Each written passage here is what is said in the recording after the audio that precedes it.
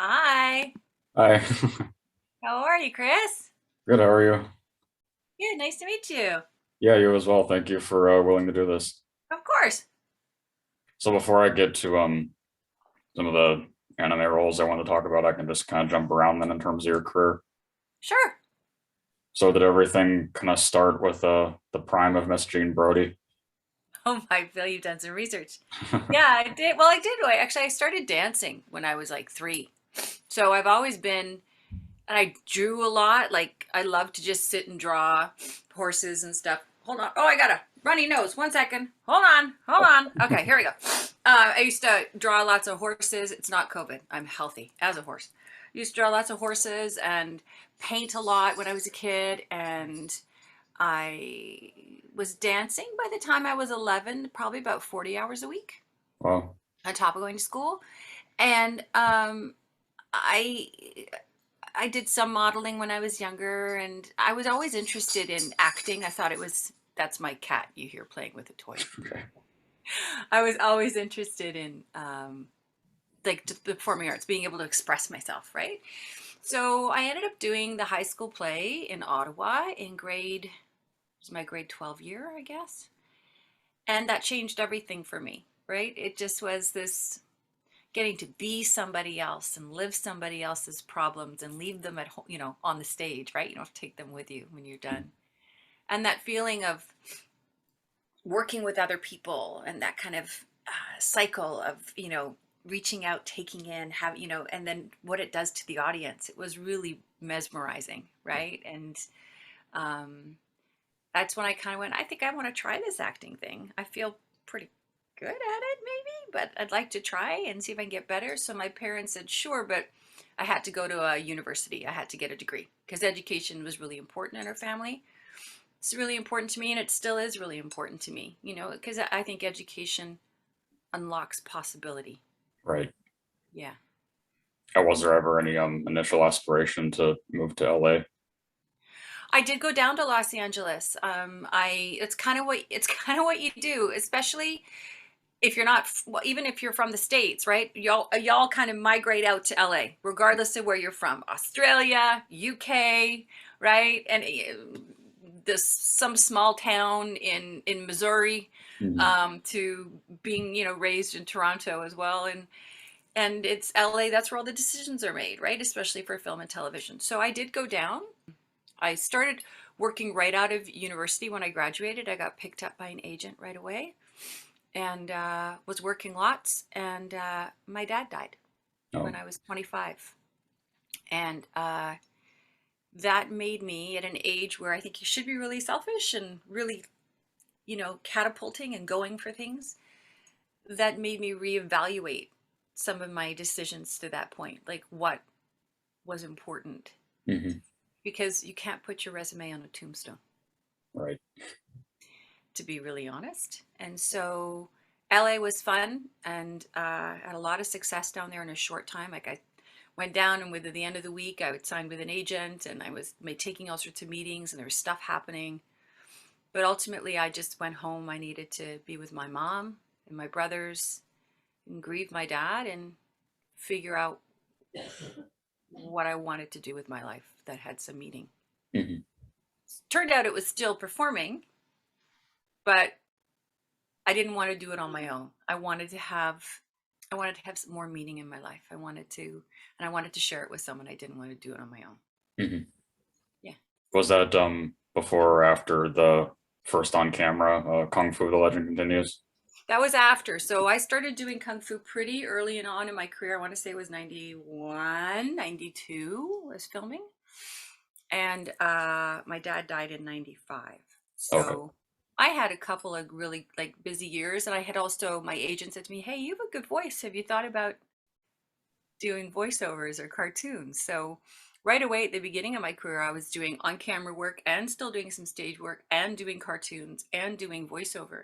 So really understanding the power of diversifying, having lots of different options that I could uh, fulfill my inner artist as well as pay the bills from. Mhm. That's pretty good. Yeah. Yeah. I would think too that you kind of got into anime dubbing kind of early on as well. Yeah, because it's funny knowing that I was meeting with you today. I kind of went back through my IMDb and took a look at some of the stuff I did. Because honestly, Chris, it's like 25 years ago, Hmm.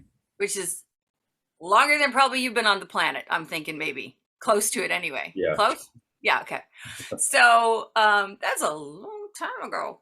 And anime is great. It's a really, honestly, dubbing is a great way, I think, for voice actors to break into the business. At least it was back when I started. Some of my first cartoon jobs were what they call prelays. There's like two kind of different types of animation, right? Sure. So there's the animation where you record the voices first, and then there's the animation where you dub in. And Hmm. so not only do you have to do all the acting and character development and all that stuff, you also have to kind of be technically proficient to figure out how to match English words into flaps that were drawn for another language, Hmm. right? So that, like, a lot of the dubbing shows I've done, they would be considered prelay in their home countries, right? They were recorded with the artists first. So, but it's a really great way, I think it was for me to break in and to get to know the community in Vancouver, in Canada, which was a real hotspot for dubbing, and still is. But it's also a different way of working because you work on your own. Right. So like, I was in training for pandemic performing before we were even a pandemic, right? Because now these days, the idea of being in a studio and recording with a bunch of other performers, it just really doesn't happen because it's not safe, right? So, but with dubbing, it's one at a time, right? Like, and it's one line at a time. So it's really it's challenging on a lot of different levels, and then it's also just crazy fun. Hmm. It gets over the top, right? So yeah. You remember what your first anime project would have been? Oh, I think it probably was voicing Esmeralda's. Okay, yeah. Yeah, Escaflowne. And then I had a lot like back to back to back. So I think my favorite one though was Key the Metal Idol. I did Right. that fairly early on, and it was a lead role. And it's a really cool story, and it's on Crunchyroll again. And I have two young men and two boys. They're young men, actually, I should call them. And my older son, who's almost 19, he loves like anime Hmm. and watching it all, and what's he loves that genre. So he's been going back and seeing some of the older stuff I've done, and it's a trip for him. It's like, oh man, that was so cool. Yeah. Well, on the topic of key, I would think that that would also be one of the most darkest headspaces you had to go for voiceover. Yeah, I will say that a lot of the anime, as a performer, you have to be comfortable because some of it can be highly, some of it now looking back is really misogynistic, right? Like the way they treated women, it's not cool Hmm. at all. Full stop. But yeah, some of it's really dark. Like, this is like basically a non-human that wants to be a human and is looking for friendship and love and is turned down at all corners. And feelings, I guess, of isolation and rejection, those seem to be fairly common themes in some of the anime from that time. And it can get, especially, and if you imagine if you're doing it by yourself, I mean, you have a director and a producer, but you're by yourself, it can get really, and you're working sometimes on moments for quite some time because not only do you have to get the right acting tone, you have, like I said before, you have to make sure it works technically. Hmm. And nowadays there is more programs where you can kind of nudge what I've done so it will fit and work. But back when the earth was flat, when I was doing it, you know, it had to work. Like there was no you had to do it right. Hmm. You had to act it right and you had to do it right. So um yeah, it could be you could end up being in one area for a long, long time. You know. Well, everybody I've talked to kind of has different answers as to how they personally took the dubbing. I actually found it fairly easy because I could see I played piano as well and I read music. So there's is as soon as you can kind of you got to figure out for me I had to figure out the musical rhythm of my character. And Hmm. then when I could kind of figure out what it was, then I knew I'd have to watch it a couple of times as part of my homework to figure out how the animator was drawing things, right? So whether and then once I could kind of get the music in me, then it became easier to sync up. And the longer you are with a character, the more often you're doing it, the the easier it does become. But I think because I have a musical background, I understood instinctively the rhythm and didn't let the rhythm get in the way of making some acting choices, you know? And That with makes sense. how, yeah, and with how like dark and complex Key's character is, could you personally relate to anything about her? Oh, for sure. I mean, I think it's a pretty common story, it feels like, with a lot of artistic people, but I was bullied growing up, and because I was different and had different passions and very passionate about them at young ages, that people, some kids didn't know what to do with that. And so when people are threatened, as opposed to, I think nowadays, at least the way I've raised my kids and stuff, people seem to be curious with kindness.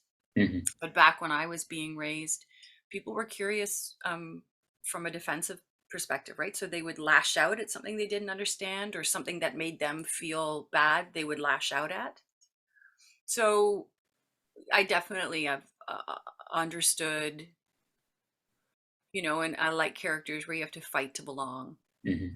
you know, and characters that at the end understand it was all in them anyway, Hmm. right? Which is great. You don't need anyone else to determine your path and your journey. It's all within you, right? And then how you choose to interact with people is what makes you unique and allows you to leave your stamp on the world, right?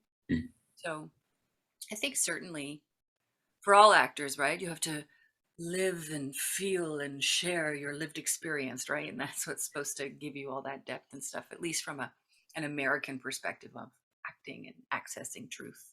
Right. So to have lived a life with some challenging moments and then being able to have the courage to go back in and investigate and to share that vulnerability, that's what acting is, right? That's what performers do. And I did a look back on the more climactic emotional moments of Key as well. I just thought that like before I got on this, and I just thought that the crying that you did was really convincing.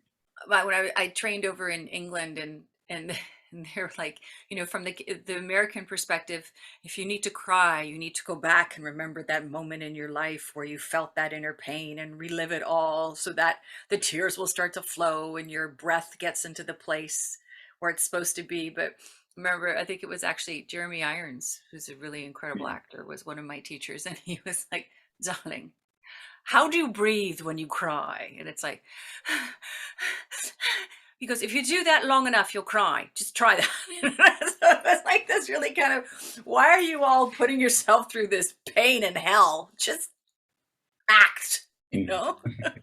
So, yeah, however you want to approach getting to the performance you need, um, whether it's remembering a pain or whether it's just going from breathing, you will end up crying Mhm. because, yeah, if you don't, then you're faking it, and then people who listen to it and watch it won't believe it. Mhm. Yeah.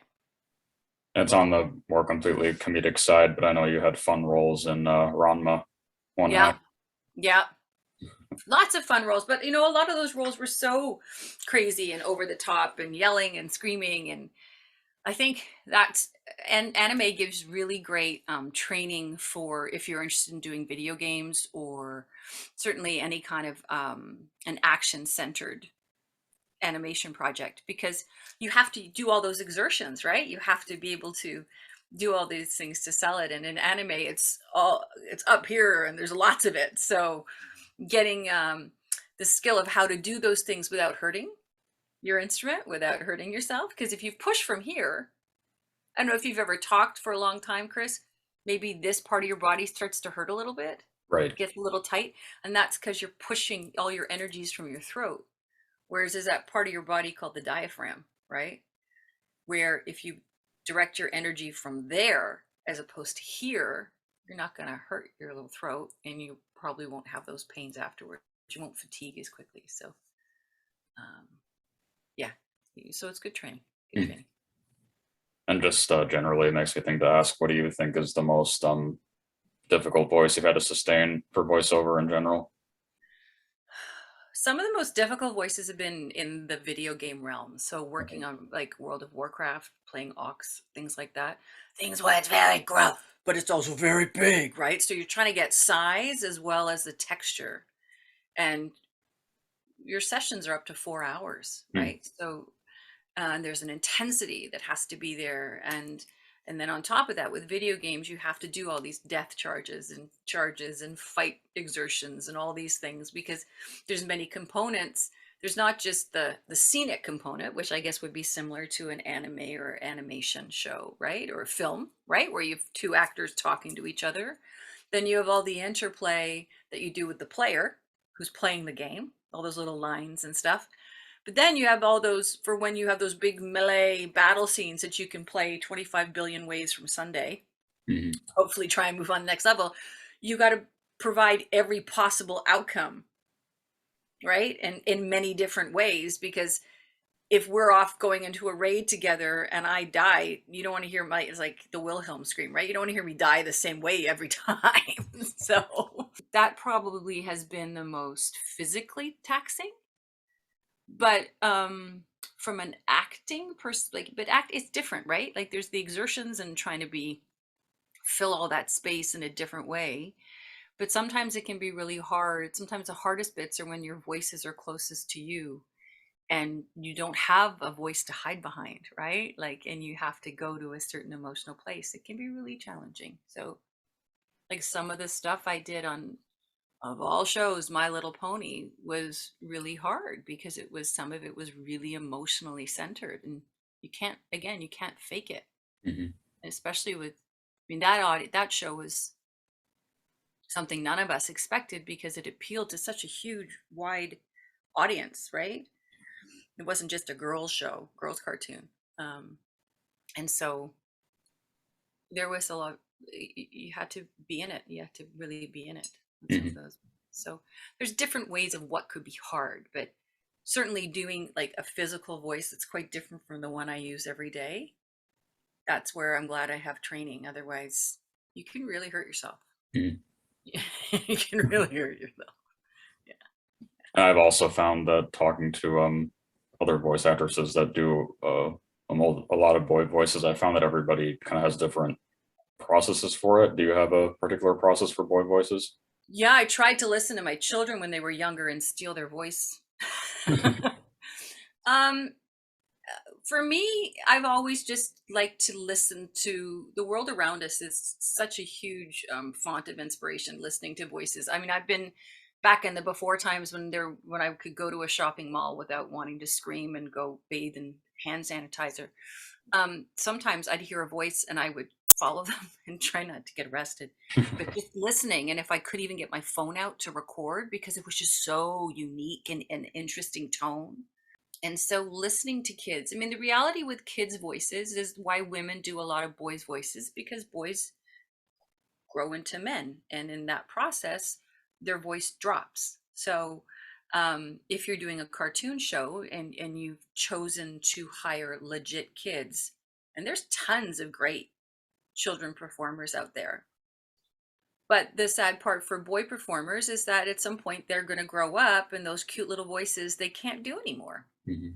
And so you have to recast them.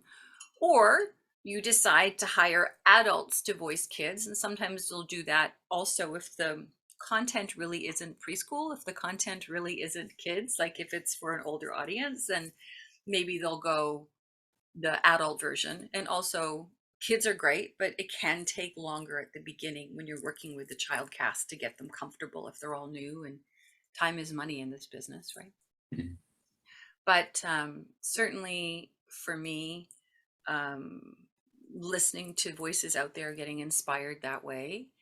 But then you also have to see what the flavor du jour is. Like, if you're in this business, then who's doing what? What tones are they liking? What sounds are they liking?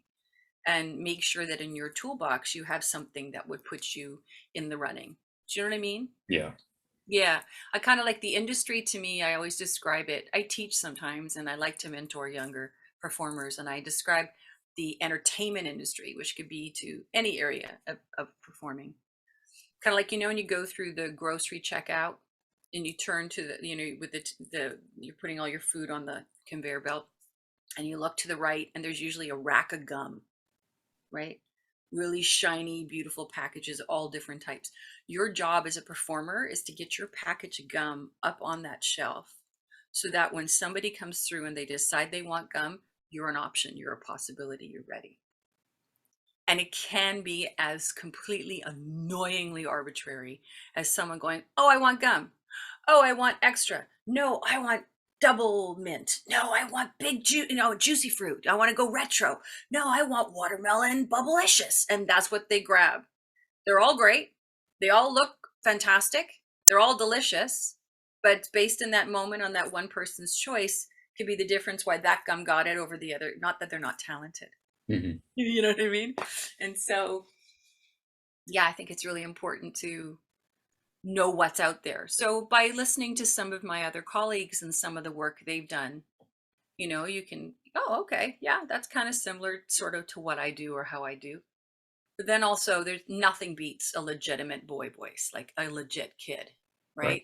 When you put an adult actor next to a child actor trying to do kid, there's no comparison Hmm. because the choices, the way their brain works, the choices they make is fantastic. So I love, if I can, without getting arrested. So I wouldn't recommend going and sitting in a park with a bunch of kids unless you have your own kid to play with, But listening to the world around you can be really inspiring. Hmm. Mhm, mhm.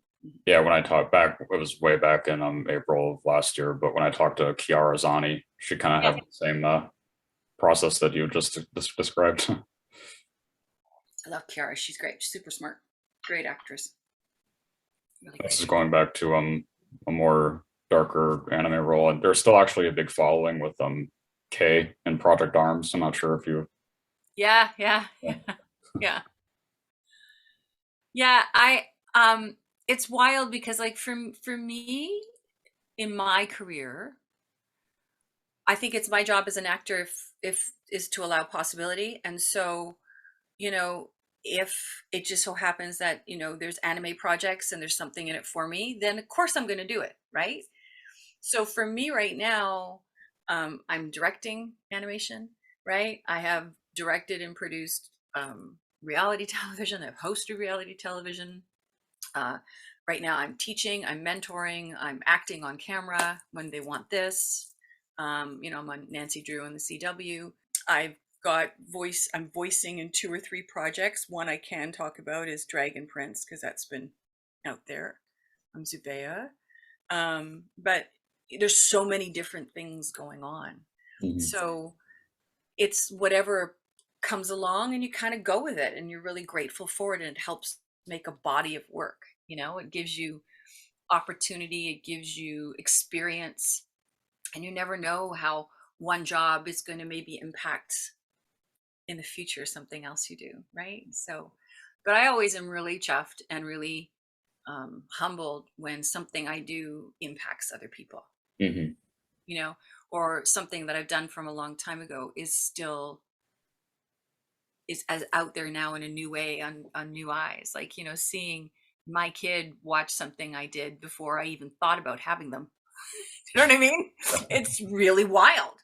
It's really, and you see how enduring the arts can be and how important they are, right? Because it allows so many people an opportunity to explore and to fantasize and to find places that they can relate, and maybe, stuff I've done live action or animation based have helped people through difficult times. Who knew, right? Mhm. So, but it kind of makes sense. I mean, music does that for me, right? Mhm. Going and looking at beautiful artwork just can move me to tears. So, yeah, I mean, it's not surprising, but it's still surprising when I hear something from a long time ago. It's got this breath of fresh air. It's kind of Mhm. cool. Yeah. And your role in, I know you got to play the main villain in one of the Inuyasha movies. Yeah. Yeah. Kaguya, yeah. Yeah. Yeah. It's funny. It's not funny, but I teaching, and I had a student Zoom in because I teach online, because of the pandemic. And I'll every once in a while teach a class at a school called On the Mic, which is one of Yeah. the only voiceover schools right in North America. but I do their kind of intro class, which is I kind of give you a big, broad overview of the industry, and we kind of look a little bit at commercials and a little bit of animation and a little bit at narration, just to kind of whet your appetite. But one of my students was in Hong Kong and was a huge anime fan, and um, and she was, I think she's about 18 or 19, and same thing. It's just wild to me, because as artists, sometimes you do something, it's really important in the moment when you do it. It might stay with you for a little bit, but we're always looking for our next gig, right? Mhm. Because there's no job security in what we do. We got to keep moving forward, and we got to keep growing. And sometimes we're lucky, we get to stay somewhere for a while, maybe play a part for longer than a month. Like, and for anime, you could dub something over the course of a month because it takes time. But then when you're done, you're done. And then back in the day, unless you were really close and you were able to go, hey, can you send me a copy when it's done? It was really hard to see some of it, Right. right? Easier now. And I know I've been going back and trying to get copies of some of the things I've done. And because I want that, I want my little legacy. I want to, you know, especially as things are changing on the outside, it's fun to be able to show also my kids again, this is what your mom did. Mhm. Yeah. And one that nobody ever talks about, that you got to be the lead in Trouble Chocolate. Yeah, I just actually got or found. I have the VHS set of Trouble Chocolate. Oh. So my husband's gonna um, transfer them into digital format, Mhm. and my older son's like, I want to watch that. I'm like, okay, sure, yeah, all right, well, we'll get I'll get you some things. So um, yeah, it's you know what a VHS is? Yes, please Yeah. tell me you know it. But God, thank you. Um, but that was used to be the only way you could Mhm. get something, right? Is to sometimes wait to see when it was going to play on TV, and if you're lucky, record it so you'd have your own copy. If you and Because to send you a copy of what you did back when the Earth was flat, that was a lot of money, and very rarely would that happen. Trouble Chocolate, wow, yeah, that was wild. And that's a situation, playing something like that could be a year of your life, right? On You're still doing other things, but it's something you might do every other Tuesday for a year. Mhm. And um, so it lives with you a little bit longer. But again, you only see the other actors you're working with as you're leaving or Yeah. going to the studio. So it's hard sometimes for it to feel like an ensemble. And that's one of the things I love the most about performing, is when it's a group effort, right? When you get the energy of the group and the power of the group, it's really great. Mhm.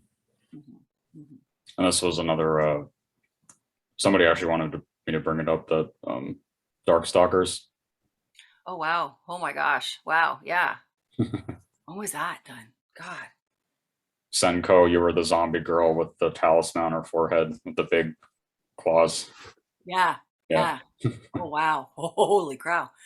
Yeah. Some of the darker stuff is great. I think some of this, the Death Note, like I did Yeah. the English dub, and I'm actually a huge fan of, not just because of Squid Game, but of Korean programming, right? Some of the stuff they're doing on camera is unbelievable. Have you seen Hellbound? Yeah, I know. Yeah, I know what it is. Yeah. So just as a live action, to pull that off, Right. it's incredible. And then there's another one. I'm actually a huge, speaking, I love zombies. Like, love zombies. Love zombies. I would love to play a zombie. I would lose my mind. I'd be so excited. I love the dark apocalyptic stuff. But there's a new series from Korea on Netflix about, and it's in a high school Hmm. for the kids. Yeah. So that's my next binge watch. But I just love the sensibility of the craziness, not just, and you can see in their live action, for my exposure to programming from the Pacific Rim was through anime. Yeah. And then you start looking at the culture, and it's and phenomenal. If you're fortunate enough, I've not traveled to that part of the world, and I was going to before the pandemic hit. So hopefully when things normalize a bit more, and if we can still afford to fly places, then I would love to go to Tokyo. I'd love to go, explore Japan. I would love to go to South Korea. Mhm. You know, um, I wanted to go to Hong Kong, won't be going there anytime soon. And I had some friends that went to Taiwan and they just loved the culture. The art scene there was just supposed to be amazing. So I would love to be able to explore that part of the world, having experienced some of it through, anime and manga. Mhm. Um, yeah, I would love to have an opportunity to do that. And but at least over streaming platforms like Netflix, um, not to give them any more props or dollars in their bank account, but I've, especially over the pandemic, have watched programming from all over the world that I don't think I would have had access or interest in before. So Right. yeah, I love it. Love it. Well, on the topic of more darker, I thought it was cool that early on in your live action career that you got to be in like Vow to Kill and Yeah. Fatal Vows and stuff like that. Oh, that's cool. Look at you go. Those two movies were really great because so I was working on Kung Fu, and then I booked those two movies of the week, as we used to call it back in the day, and they were for network. For one was for CBS. Well, they were both for CBS. I was filming them at the same time, and I had my recurring on Kung Fu, and I was doing some cartoon work. So it was right around that time where I was still kind of working one shift a week at a restaurant.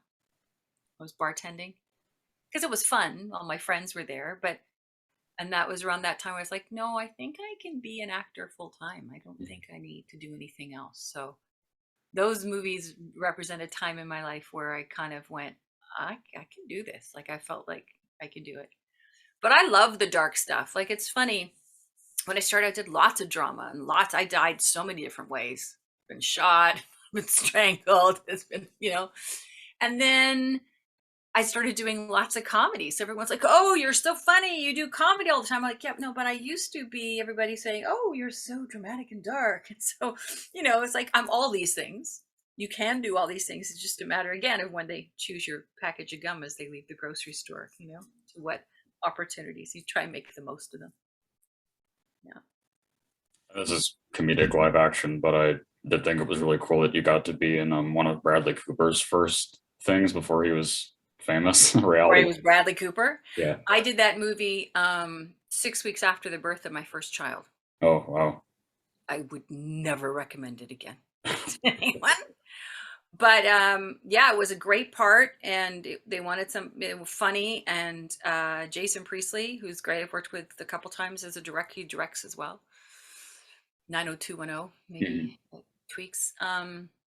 But Bradley Cooper, he was great. Everybody was dude, called everybody dude, and he was just really easygoing and lovely. And yeah, Bradley Cooper before he was Bradley Cooper. So Yeah.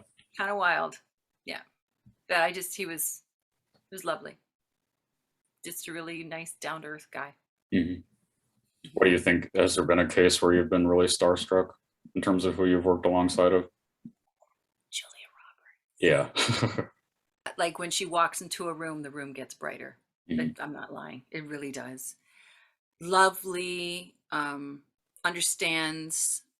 It was really interesting because at that time, I think there was some stuff going on in her personal life. So going to work was a challenge. There's paparazzi around a lot.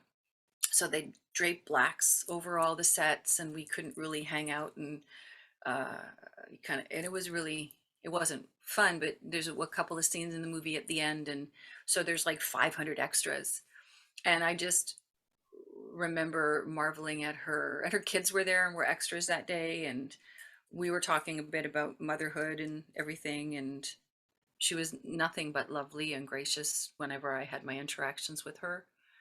But also to the crowd, somebody's cell phone went off and she stood up. She went, "Okay, now, who did not turn off their cell phone? Turn off your cell phone." I'm paraphrasing, but she was quite playful about it. She's like, "Don't make Mama Julia come up and find you." I'm thinking, oh, they'll probably leave it on then. But anyway, Yeah. um, yeah, her. And then I worked early in my career with Ava Marie Saint, Oh, who, right. and she did Hitchcock films and classic Hollywood, you know.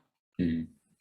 So meeting her was incredible, and she was in Mariette and Ecstasy, and which was a film I did way back in the day.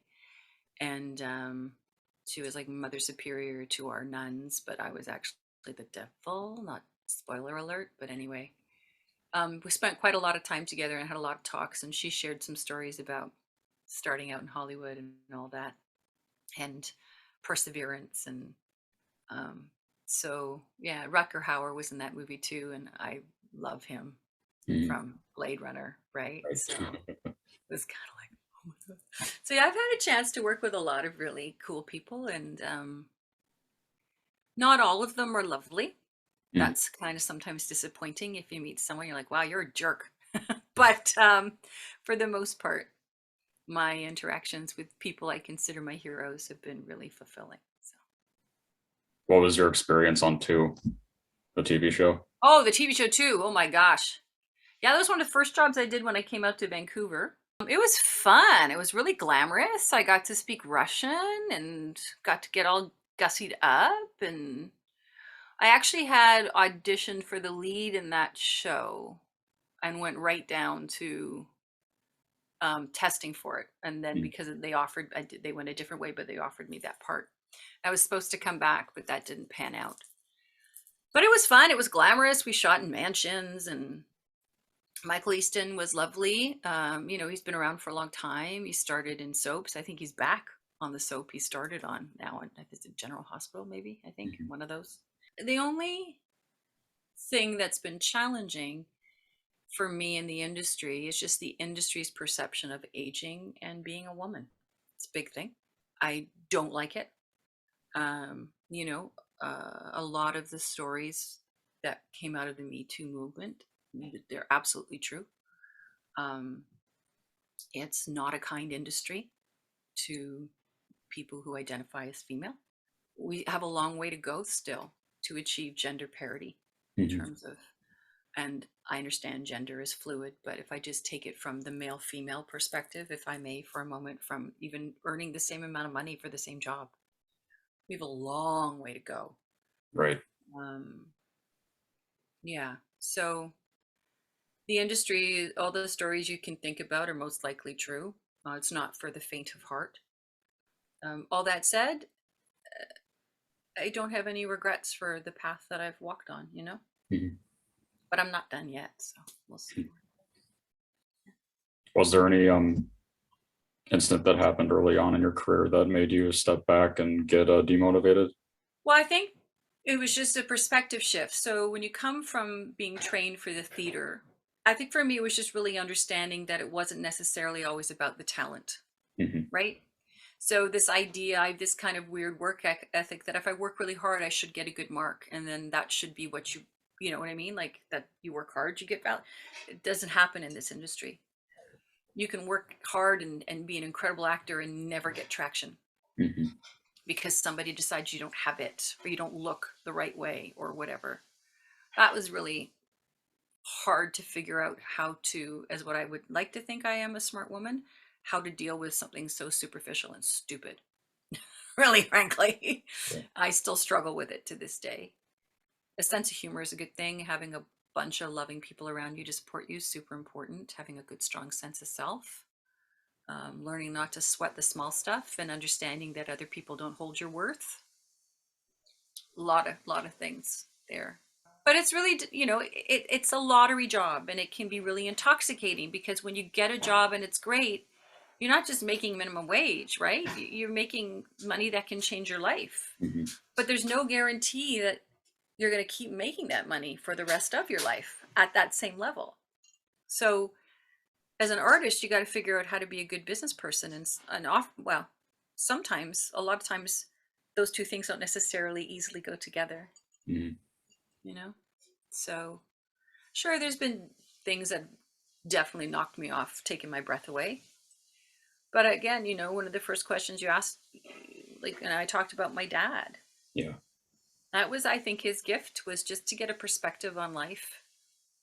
And having made for me the decision to make a partnership with someone, and wanting to be a mom and wanting to have an identity that's not just rooted in fantasy, Mhm. um, I think has given me the courage to pursue the fantastical. This was going back to I know one of your really long running roles in anime was Mei-Lin in Yeah, Cardcaptor Sakura. yeah, yeah. She's fun. She was fun. And I still get that I get sometimes when I go to fan conventions. I'll get the odd DVD of that popped in front of me, or what's the other one? I had somebody do a key DVD that was wild. Like, oh my gosh, wow. But yeah, lots of card captors, and she was fun and spunky and fast talking and quick to anger, and you know, so again, things that were fun, lots of different levels. It was never predictable with her, which was great. And then multiple different characters on the Saber marionette series. Yeah, and often that just comes about because it's like they know you have different tones and you can do different things. And so they're like, hey, can we get you to do these for us? And then before you know it, it's like, oh my God, I've done like 30 different voices over the course of the, yeah. And so again, anime is a great way for young performers to expand their toolbox of voices, right? To figure out, because you might get those opportunities because, you know, the more voices they give you, the cheaper it is for the producers, right? You think if you could do all these voices, I feel you should be able to charge double, triple. But in all the contracts in North America, that includes down in the States and up here in Canada, if you do one voice, you get paid. But then if you're going to do a couple of voices, you know, they get discounts. Right. And so from a budgetary perspective, and that's what the business is. The business is dollars and cents. We'd like to think it's about feelings and talent, but it's dollars and cents. Mhm. And what choices will best fulfill those bottom lines, right? Um, Not to be, I'm not bitter about it. It's just what it is. Mhm. Um, so to be able to hire an actor to do 5 or 6 voices is a better economic choice. Mhm. They may not be the best actor for all those voices, but then also then what it does for that actor, it gives you an opportunity to expand your range. Mhm. So then you can get more work and the cycle will continue. Has there been a number of cases where you've performed with yourself in animation? Only a couple of times. On Littlest Pet Shop, I did that. And it's weird because, but you know, what you end up doing is you record your one voice all the way down, and then you'll finish your character and then you'll come back. And so hopefully you've got a voice director who can act with you, or maybe one of the other actors in the room would read with you so you can, or you've remembered what you've done. But Mhm. it can be really challenging. On some shows, there's some people that can go back and forth in the moment if they're doing different voices, like on My Little Pony. I mean, Andrea Libman played Pinkie Pie and Fluttershy, and if they were in the scene together after almost 10 years of doing it, yes, you can flip back and forth. Mhm. I mean, she's incredibly talented, but practice does make perfect, right? Yeah. Yeah. And I know I hadn't brought up your role as Katsumi and Silent Mobius yet. Yeah. Yeah, lot again, you know, lots of great stuff, and lots of great development time at a point in a career, you know, just I think it was also really cool to know, hey, I can do this. Mhm. You know, and understanding that acting doesn't have to be, because when I got out of theater school in the 90s, right, it was film, television, and theater. That's where you got your employment. Musical theater, right? And theater, legit stage. And then there was this, oh, well, you could voices for commercials. This is kind of cool. Oh, the cartoons I watched, I can do. Oh, okay, yeah, I want to try that. Mhm. And I think the thing I loved the most about voiceover was it really isn't judged on this. I mean, yes, they are now finally catching up and doing legit casting. So, um, oh, if it's a show about an Asian family, it should be played by Asian American, Asian Canadian performers, right? Full stop. Um, I'm directing a show called Molly of Denali for PBS, Hmm. and our cast is Indigenous, as it should be. There are a couple of white folks, black folks, but it's an Indigenous story about a girl who's super smart and her friends living in Alaska and her experience. And our cast is Indigenous performers from around North America. It's Hmm. incredible. Some days I'm like patching into Arizona or patching into Seattle or patching into Boston or patching into Alaska, or there'll be some actors in the booth here in Vancouver or in Toronto. Like my day, I can be all over North America. That's the one thing with Zoom now and the pandemic and stuff. It's, I think, made people rethink how we work. We've had to, so we can keep working, Right. but it's made things a little broader. I think a little more opportunity. It used to be, oh, you have to be in LA, right? You have to be in Toronto, you have to be in Vancouver, you have to be in New York, you have to be in London. Well, do you? Hmm. Maybe for a little bit, make some relationships, but I can be here and direct a show in LA. That's been one of the cool things to come out of this weird time we're in. Yeah. Yeah, for sure. And this is on the topic of people. When I talked to like Michael Adam Twait and Ellen Kennedy and people like that, everybody had a story of how they knew Kirby Morrow. Do you have any like highlighted memory of him? Oh, I've known Kirby from the beginning of time. We actually worked together on an episode of First Wave. Yeah. But I knew him in the community. He was, whether it's Vancouver or Toronto or Los Angeles, it becomes a tight community because you see each other, or at least you used to anyway, see each other all the time, right? Going in and out of auditions, and that Mm. was part of the fun. Oh, well, let's go grab lunch, sure. And wrap parties or Christmas parties or holiday parties, you run into your coworkers, and it's a really nice sense of community. And Kirby was always full of joy. Kirby was always positive, always. So yeah, it was really crappy when we heard of his passing. And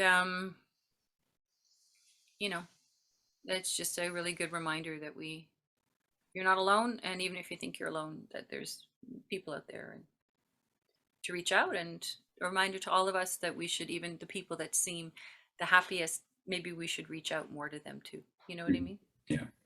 Just some final questions outside of things that you mentioned already. Is there anything else that you're part of that you can safely talk about, or?